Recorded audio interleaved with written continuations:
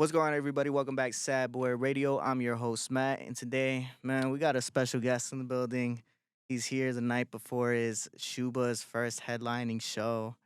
He's a co-founder of Pivot Gang. Church. Go ahead and introduce yourself, bro. Frsh Waters from the west side of Chicago of the Pivot Gang. For the people who don't know, I mean, everybody fucking knows, but for the people who don't, what is Pivot Gang? Pivot Gang is it's the west side. I'm gonna put it like this. We the spitters from the west side, but we got the west side and we got the Chicago. You feel me? Like Pivot Gang is a rap collective from the west side of Chicago. A bunch of friends and family, but we just real niggas. How did it come about, right? Give us the background. I know it started with you and Joe. It started a little before that though too. So I met Joe and Sab's cousin, which is one of my homies that I grew up with, and he just was telling me about their crib. He just was like, yo, you gotta come over here, like me and my cousins, we getting it in, we doing our thing, you know, like, man, we doing shows and all this. And it's like, at the time, I'm like, I ain't trying to hear all that shit, you know what I'm saying? Like, I always been rapping, but I'm like, I ain't really taking it serious right now. I'm hustling. It's like, I'm getting money. I ain't thinking about rap. I'm thinking like rap is some, you know, like, all right. Fast forward like 3 months later, I go over there, lay down a hook, bless them with a beautiful, you know what I'm saying, arrangement or some shit. Then I leave. I come back probably like a year after that with some more music that I wanted to record. And I didn't know I left an impression on them, and they fuck with me. So you know what I'm saying? I just was going over there like, this is a studio I know that I could slide on. Slid, did my records, and then after I was done, Sab started whipping up a beat, and I just was like, hey, it's cool, I stay and make some more shit. He like, yeah, come on. And then I was like, hey, yo, brother, you know what I'm saying? He trying to make some shit. Like, hey, Joe, I ain't gonna say what he said, but he's like, hey, Joe, get over here. And yeah, I just stayed in that basement every day, man. I brought my guys, and then Pivot Gang was formed, like, you know what I'm saying? Like the Mighty Morphin Power Rangers. So, who are the original members of Pivot Gang? The original members of Pivot Gang is Joseph Chilliams, Frsh Waters, Saba, Pivot, MF and Mello, John Walt, Sway Swalla, Kevo B. And we had additional members grow in over time, and then, you know, kind of like they doing their own thing now. But we got, yeah, it's a lot of people, man. But those are the original. Those the cultivators of Pivot. And from there, it grew. As you know, Day Day is in Pivot.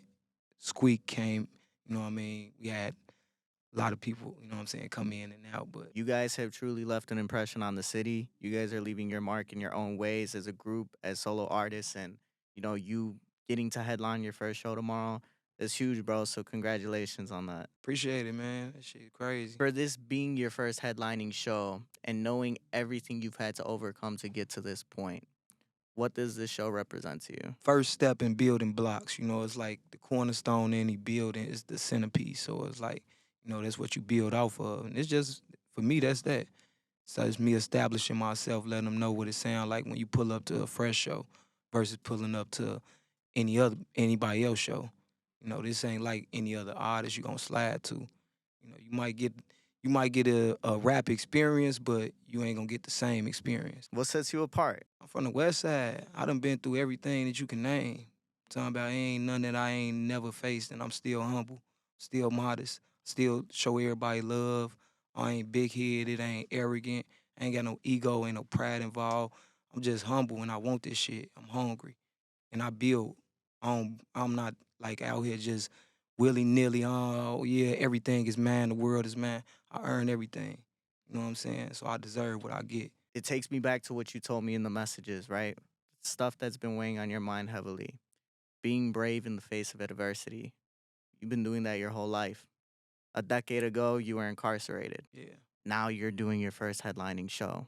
And that's not even all the bullshit you had to go through. For you, how did that experience help shape the Frsh we see today? It cultivated that you know what I mean, that beast deep inside. Like everybody I feel like got a moment where they gotta face adversity and figure out whether they had that moment where it's like a flight or fight.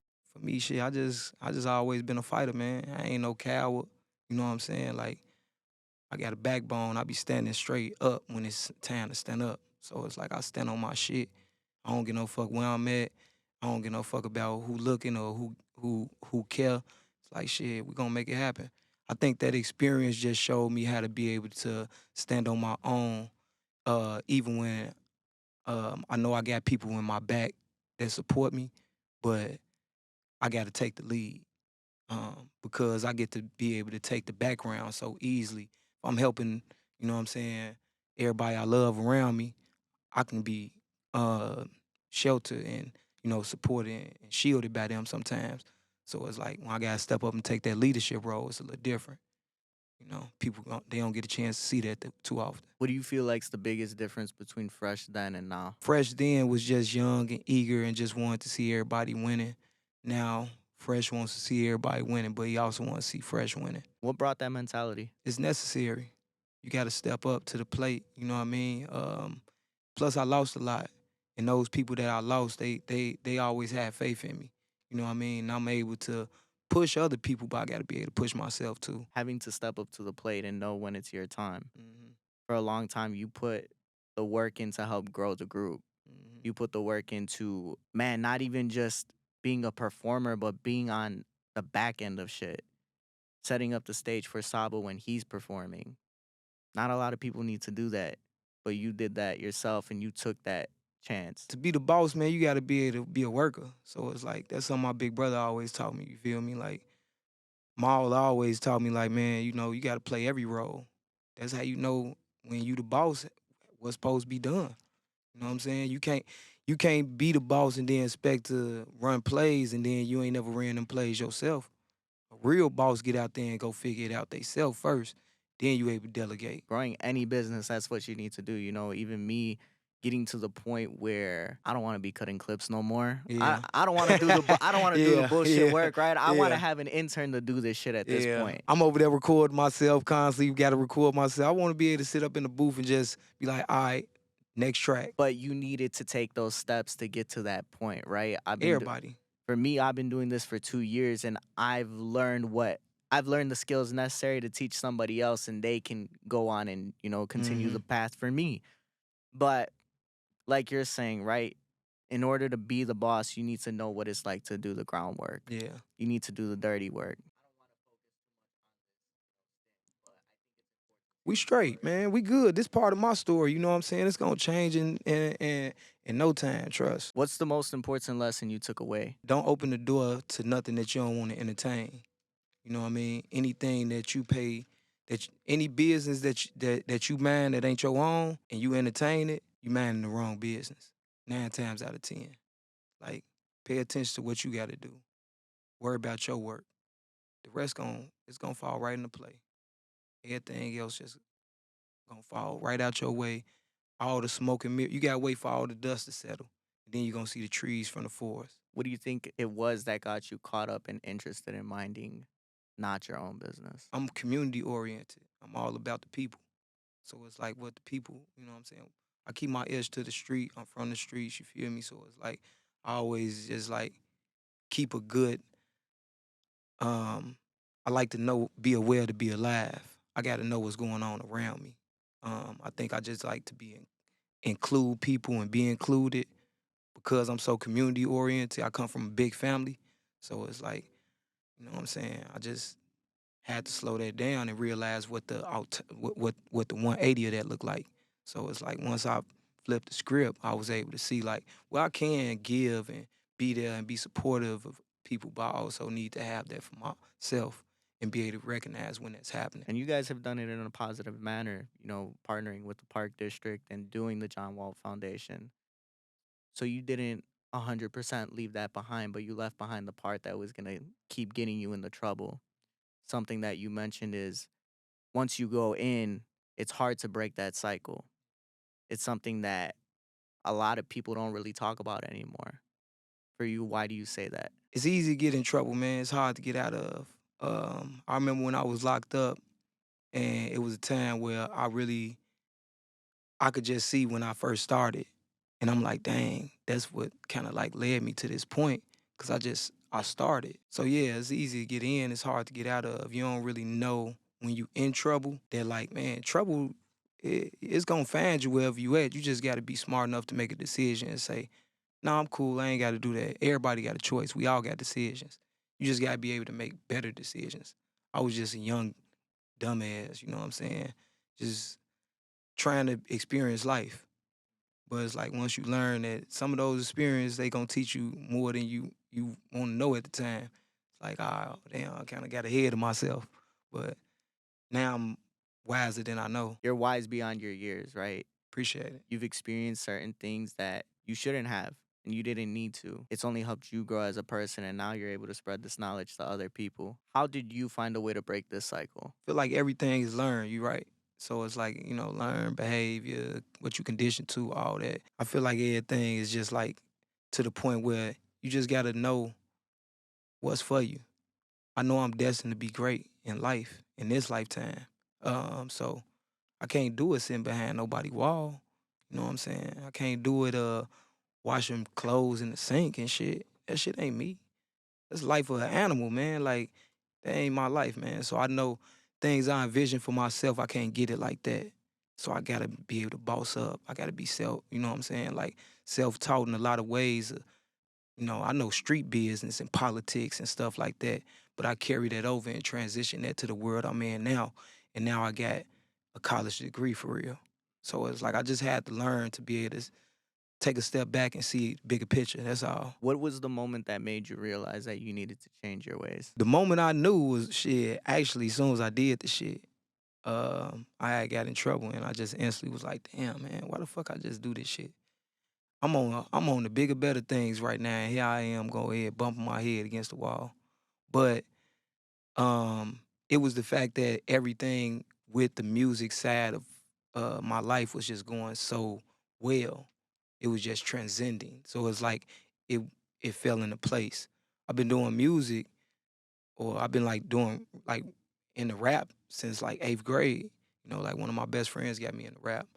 And I just been like locked in ever since 8th grade in somebody's studio. I done did everything. It was just the fact to be able to see that, see the transcending and looking at, the valleys and the peaks in my life at that time. And I was like, you know what? I'm plateauing where I'm at. I don't know why I'm trying to like slip down and be a part of something that I don't need to be. You know what I'm saying? I'm creating the world that I want and outside the world that I was put in. So it's like that's what I just had to really learn, that, man, I'm creating a world for myself outside of the world that I was put in, and it's beautiful. I had to see the beauty in that. And when I had finally got a chance to see the glimpse, I was like, man, because you don't really know it when you in it. You know what I'm saying? A lot of times it's just like things happening and you just doing the shit. Like, I got up every day, or we got up every week, went to the studio every day, but every week we'd take songs from studio out west, go down to here in Washington, go to YCA, and we'll preview them, perform them. So it's like now I'm just like, nah, we done did all that, and I didn't even think about what we were doing at the time. When I got locked up, I was able to see the impact, like, oh, we making a real impact, not just in the city, but the country, the world, like, friends you was just with, now they touring the whole world with artists that y'all was listening to together. It's like, that's a beautiful thing, man. And we're gonna get into that. But one thing Church. I want to ask you real quick is, do you feel like there was a part of you that was torn between having to leave a certain lifestyle that you grew up, that's what you knew, and just moving on? It's almost like you're leaving people behind. Honestly, it's not for me, because I think everybody in my life see me, you know what I'm saying? They understand that I'm here for a purpose. Like, my purpose kind of greater than what we see it as, cuz it's like I float in between, you know what I'm saying?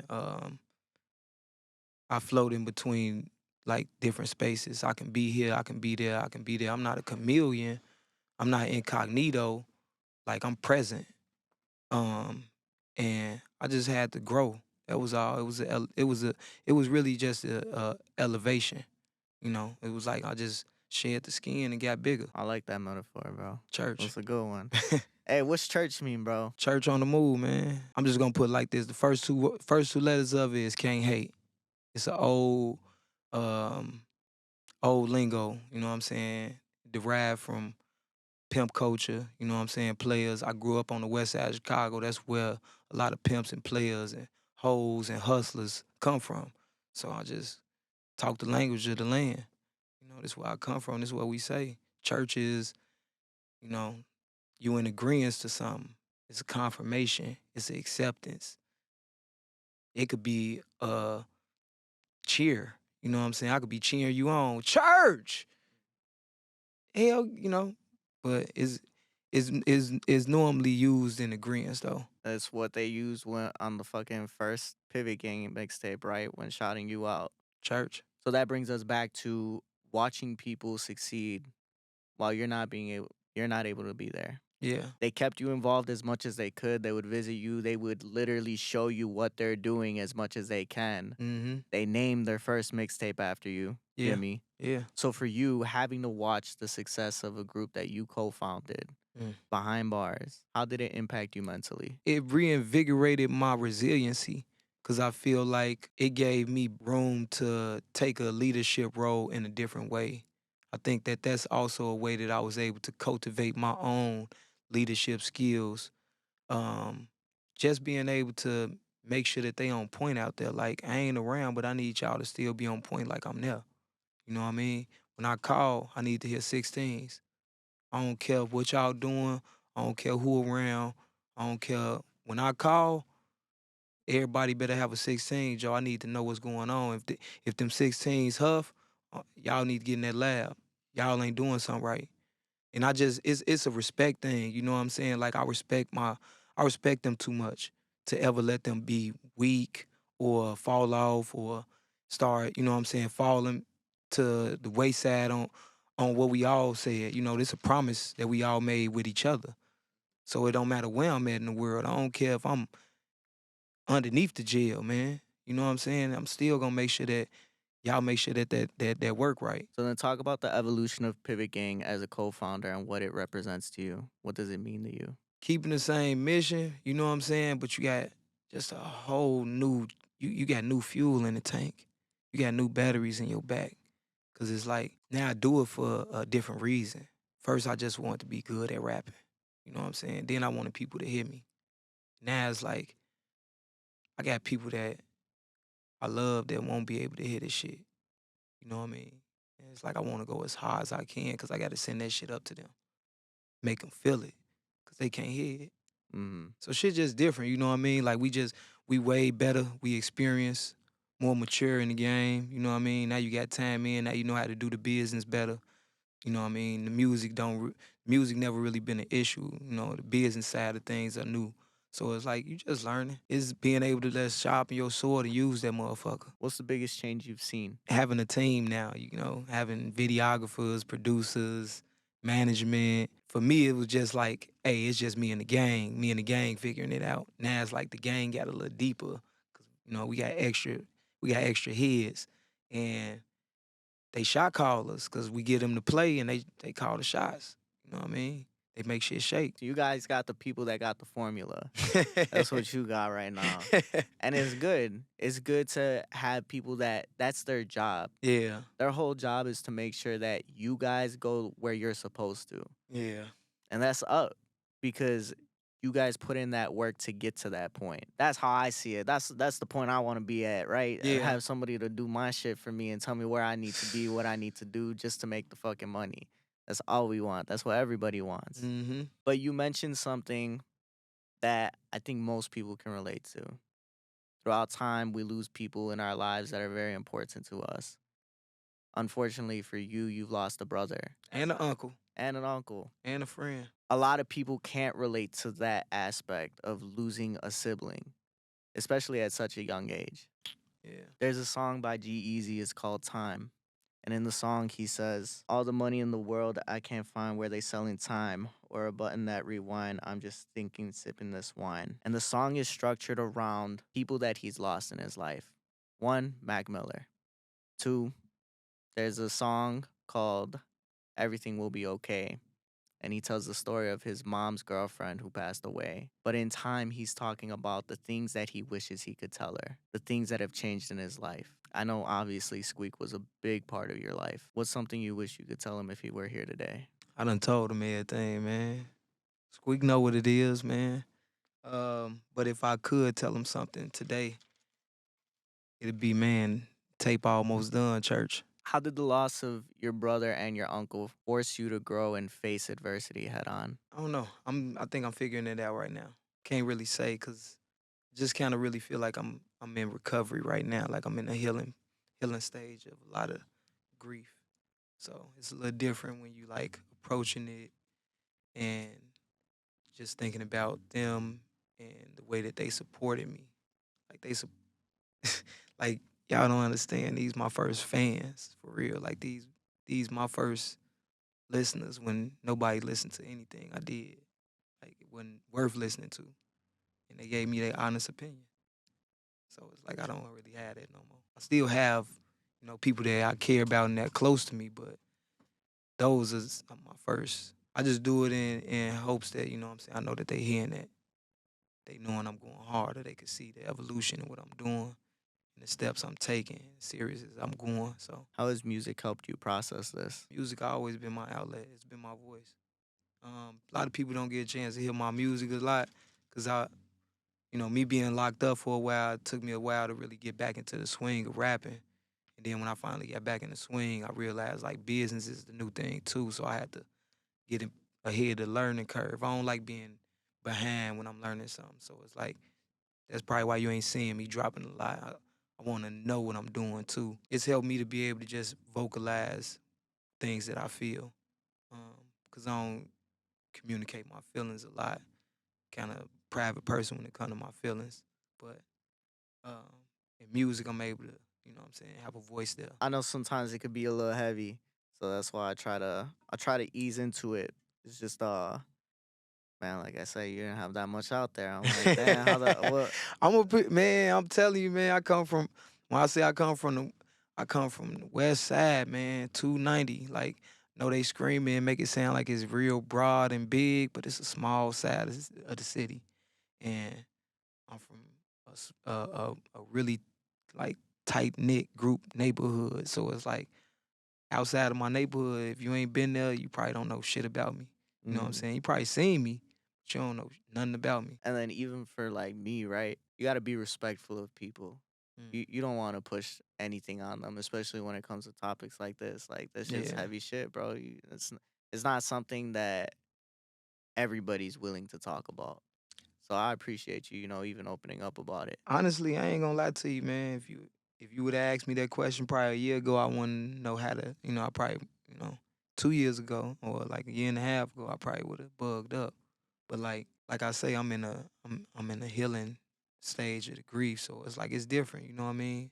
I miss them like a motherfucker, so it's like just to be able to talk about them kind of feel good. Now that's what I tell a lot of people. I just had a conversation yesterday. So when I started this up, I tell everybody I lost both my grandmas. My condolences. This was my outlet, bro. This Hmm. was my way of really talking about that shit. My grandma, she had cancer. So for like 4 months while all that shit was going on, I was just doing this. I was every week I'm talking about how I feel. Hmm.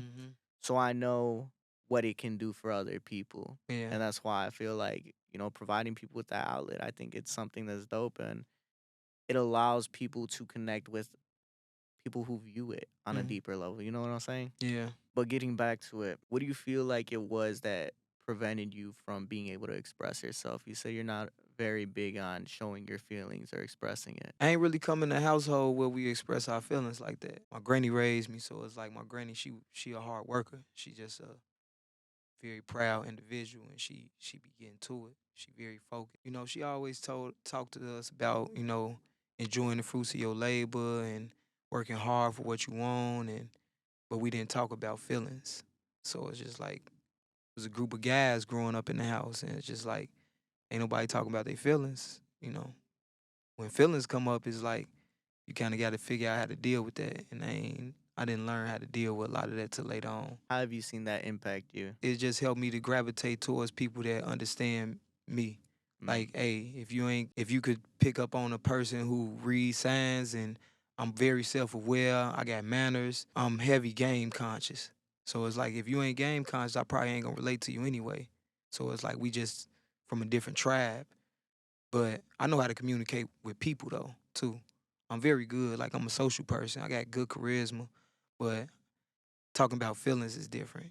that mean you got to be in my inner circle, and I ain't really only my my family is in my inner circle, and then if you a close friend, you consider family anyway. So That's why I couldn't find shit on you, bro.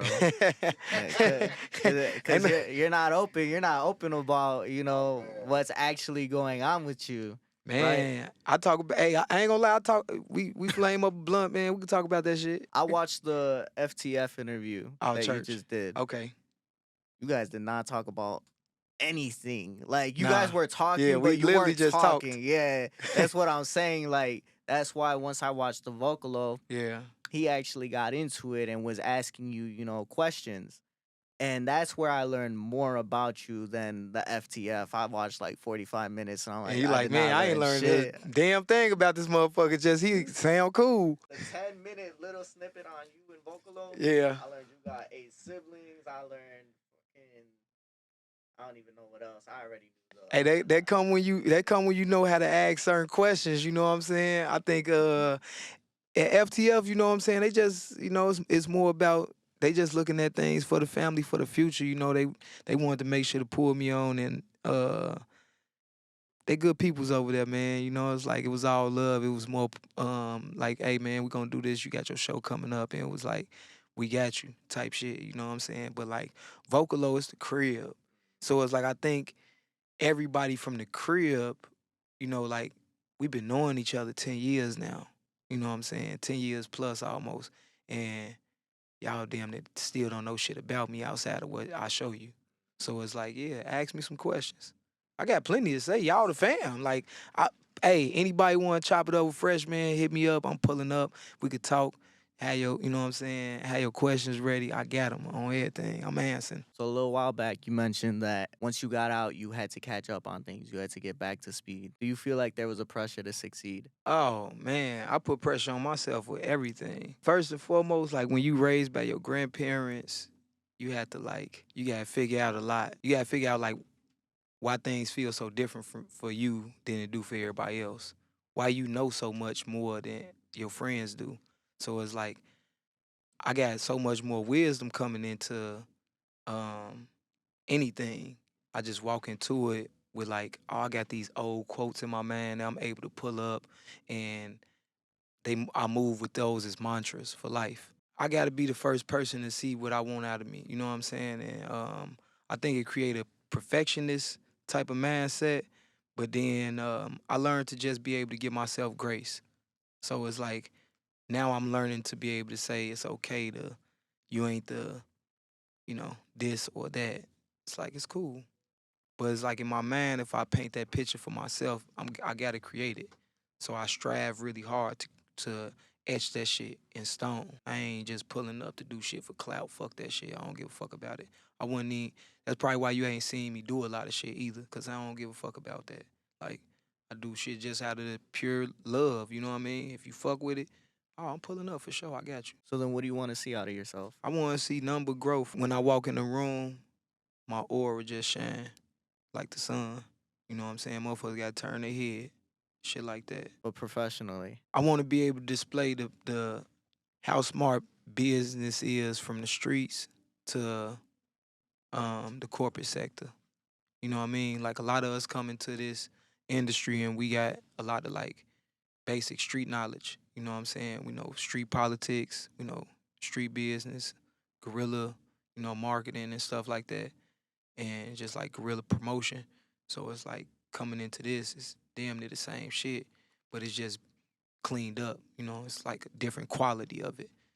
Um, so yeah, I'm just learning how to be able to transition that shit, Mm-hmm. and I want to be able to bring that into my professional side of shit, cause I can get frustrated at times. I think that's what I'm learning about myself with like this part of the journey is like I get very frustrated because I take everything personal. So if something don't go how I want it to go or I plan, I'm damn near pissed. But I had to take time and just learn that, hey man, you gotta get room for that shit. Everything don't go how you paint it. Do you be planning your conversations, bro? Do you see that FemDot quote? No, I never even. On the clip we just released from him, he talks about how he realized his anxiety was bad once he got older because he Mm. would plan his conversations with people and they're going to say this, this, and that. And if they say this, I'm going to say that. Once they actually say the shit, he completely forgets what the fuck he was gonna say, and it just doesn't go. Nothing happens. Damn. Do you feel like you're that way? Nah, I don't plan shit. I'm a very spur of the moment ass person. But that's cause like my past life, like what I kind of like just grew up. I used to be on the block, bro. Like I used like the guys you see on the block, that was me. You know what I'm saying? Like I grew up like that. That's all I really know. Like I don't really know how to, like I can envision something, but I'm not great at planning. I'm learning how to plan now. Planning is so weird. Mm-hmm. I feel like if I wouldn't have went to college, then I would have been a like great planner. But like taking notes, planning, that shit all brand new to me. You would have been the marketing master, huh? Man, I would have been fucking shit up right now, man. You know what I'm saying? We would have been. Hey, all I'm gonna say is, you know what I'm saying? Hennessy billboards all around the city. Something you consistently mention is that taking that street knowledge and applying it to business, what you've learned and how to carry it into a more professional aspect. What do you feel like is the best thing that you've learned that you could carry over? Man, you selling yourself. You ain't selling no product. It don't matter what you selling. That shit is That shit is imaginary. It's a mirage. You selling yourself. You got to be able to sell it like you want to breathe. It was a story I heard. They said that a guy wanted to be rich.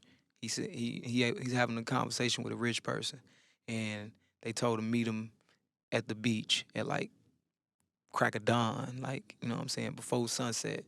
I mean before sunrise, and he met him there. He came in a suit, and he told him, "Come on, you know, we gonna walk out into the water." So they walked out. And, you know, he thought he was crazy at first. Like, man, you know, like, we walking out into the water for what? And he told him, come on, we going to walk a little further. And he walked a little further, and it was about at his hip. It's like, hey, we going to walk a little further. Walked out to about their chest, and then he dunked him underwater and held him. And then when he brought him up, he asked him, you know what I'm saying, what did you know, when you was underwater, what did you want to do the most? So I wanted to breathe. Like, man, when you want this shit as much as you want to breathe, that's when you know you want this shit. That's how you know you selling some shit for real. That's how you know you really doing what you say you doing. Cause you gotta treat this shit like ain't nobody gonna give you shit. You gotta earn it all. Just as much as you gotta go in there, go eat them noodles or serve sandwiches and shit like that, and you wanna eat steak, you gotta treat it like that. You gotta treat it like these motherfuckers gonna buy this shit so I can eat steak. Stay hungry. Keep doing this shit because you love it. You want to eat, sleep, breathe it. Yeah. And at the end of the day, you are selling yourself. The product you create, that's you. Yeah. Every song you make, you're putting your heart and soul into that shit. So making sure that people feel what you're saying through that song, that's what matters the most. And that's why, you know, like I say, everybody has a story that they're gonna relate to when it comes to this shit. Yeah, this shit's like 50 minutes long, but I'll guarantee you there's at least 2 minutes in that bitch that you're like, I felt that. Hey, I'm gonna tell you right now, anytime mugs sit down and listen to, you know, like-minded individuals chop it up about some, you know what I mean, you gonna pick up a few gems that you gonna tuck up in your jewelry box. And that's church on the move. Go ahead and explain that one. Church on the move. Church on the move just mean you having progress. You know what I'm saying? So it's like the same thing as elevation, evolution. That's church, but now it's moving. It's an action. You planted a seed, but because you watered it and gave it sunlight and nurtured it and sang to it, it grew and became a tree. And that's church on the move. The act is just church. The action is church on the move. Can't have church without church on the move, man. So real quick before we close out, bro, you mentioned that when you listen to like-minded individuals, you're gonna pick up a diamond and put it in your jewelry box. What's the biggest lesson that Squeak taught you? The best lesson? Stop giving a fuck and cut the fuck up. It's like I give a fuck too much sometimes, so I had to learn to start taking some of that advice. I always been a person that don't really take heed to what other people say. I think I know. I think I got a good sense of judgment of my, you know, on my own, but I had to learn to start just taking heed. That's all. You know what I'm saying? So that was one of the pieces of advice that I started taking heed to. When you see the music I drop nowadays and things I'm doing, because I don't really get no fuck no more. Why? Why the fuck do you care what other people thought? It ain't really so much what they thought, it's just about what I think. I think in my mind that it should be like this. Now I don't give a fuck if it look like that exactly, but you still gonna get the same shit. You just might not get it the way I exactly wanted it. In general, as an artist, you nitpick. You're your biggest critic. You gonna learn to start taking some of that shit off though. Like take the gloves off, man. Your ass out here, you know, you fighting with mittens on, man. Leave that shit. Just feel the burn, man. That's me, bro. Every week I'm fucking nitpicking at, damn, this Hmm. color's off. You know what Damn, you the got to zoom's do? off. What I learned is, and this is to answer the question in like a general sense, take a step back and breathe, because you're gonna realize that you looking at the details. You're not looking at the outline. You gotta see the bigger picture. So when you look at the bigger picture, everything just makes sense. All right, last question for real. My bad. I want to understand you. I want to understand where you're coming from, right? Okay. How do you feel like where you grew up Mm. impacted your mentality? It taught me that you could make anything happen, man. Wherever you start and where you finish. Like Chicago, we're a city full of like very proud people. You know what I'm saying? We really love to have our own, and we like to, you know, celebrate our own, whether it's our own people or just our own shit. You know, I don't give a fuck if it's a he burrito. Like, you know what I'm saying?